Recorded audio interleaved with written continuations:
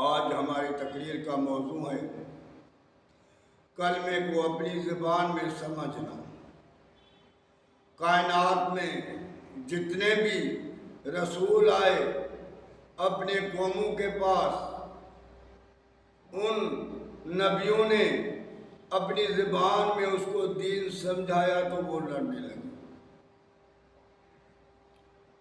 اللہ تعالیٰ اپنے مقدس کلام میں فرماتے ہیں وَلَقَدْ بَعَثْنَا فِي كُلِّ أُمَّةٍ رَسُولًا أَنِ اعْبُدُوا اللَّهَ وَاجْتَنِبُوا الطَّاغُوتَ۔